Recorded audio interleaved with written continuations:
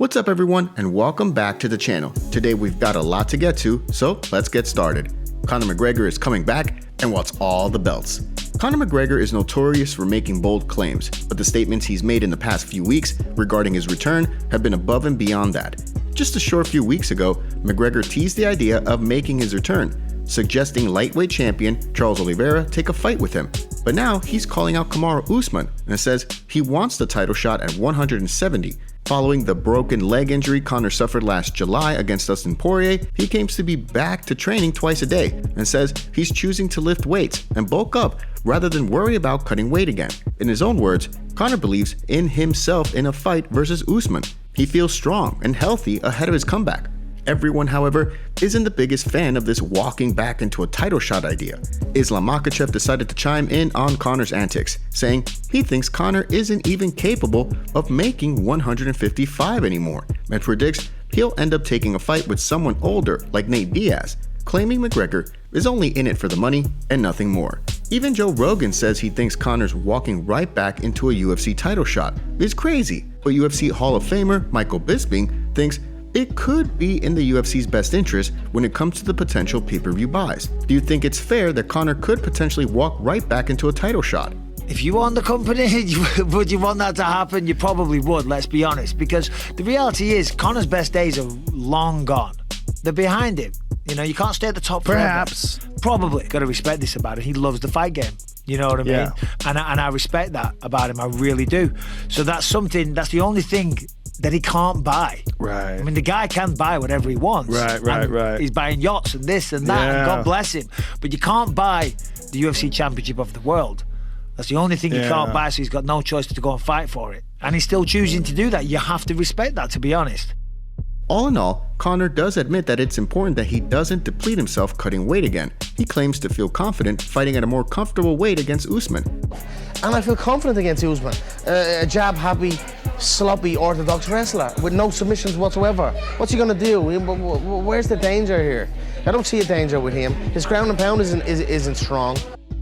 One thing we all know is that Conor will come back eventually, and it will cause havoc when he does.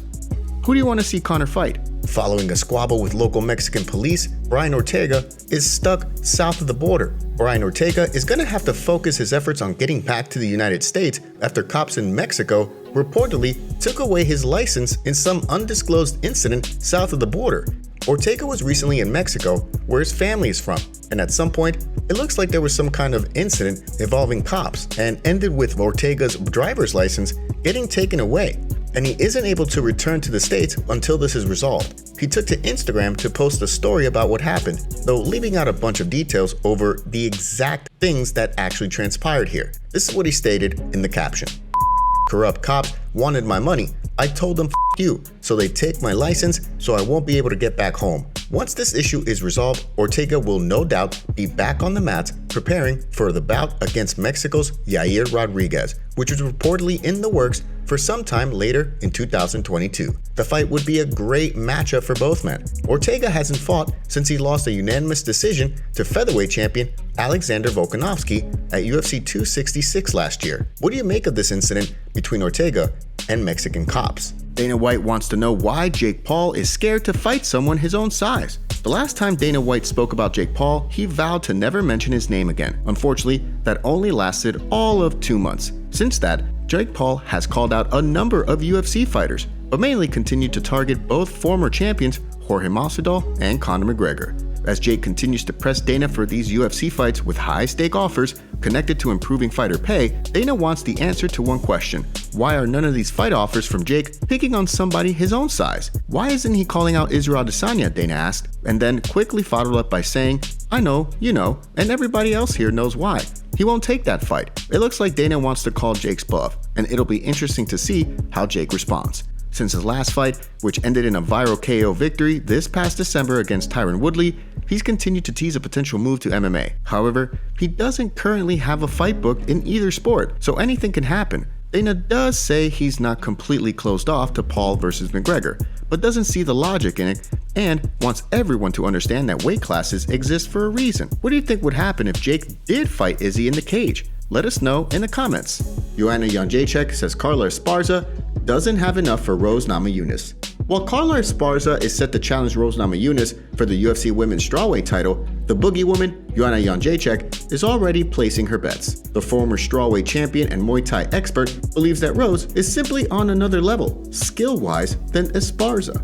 Namajunas reclaimed the strawweight title with a big head kick first-round victory over Zhang Weili last year, and then followed that up with a decision victory over Weili in the rematch. With a new focus and momentum on her side, Rose has grown a lot in terms of her athleticism and the mindset to continue being a champion. Joanna recognized this and believes that Carla simply doesn't measure up to Rose in this respect. Case in point, this is what Joanna said about this whole situation during a recent interview with MMA Junkie. I think that Rose will win this fight. She's very strong. She's very fast. Her timing is just perfect for her footwork. Of course, Carla has a few wins straight, but Rose is on different level, I think. What do you make of Joanna's comments concerning Rose and Esparza?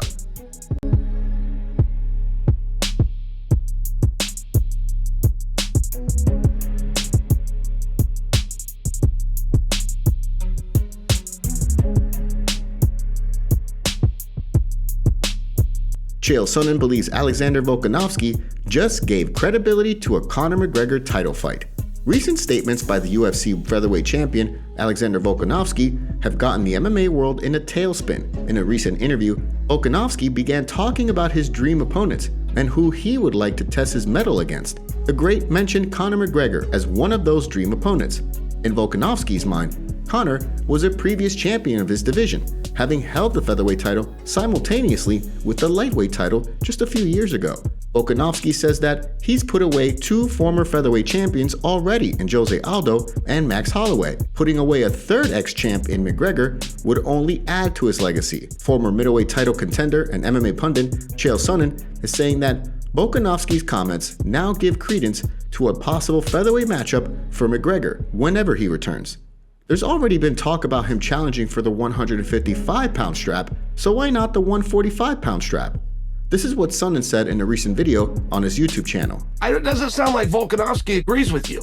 Volkanovski, whether he meant to or not, just gave validation as a sitting champion of the world that Conor McGregor can, in fact, come right back into a world title fight.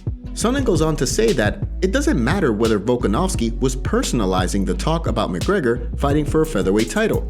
He's now put Conor in the conversation, and by extension, it can now be discussed in the public square. Volkanovski is the second reigning champion to mention Conor's name in relation to a title fight, after lightweight champion Charles Oliveira said in December he'd love to have a big money fight against Conor McGregor for the lightweight title. It looks like Conor is listening to all the mentions about him, as he posted this on Twitter following the interview with Volkanovski. Really pumped for my next fight, title fight. What do you think about all this talk concerning title fights and Conor McGregor? Do you feel the UFC would give the Notorious One a path to a title when he returns? Do you feel he deserves it? And does it matter if he deserves it? Let us know what you think in the comments.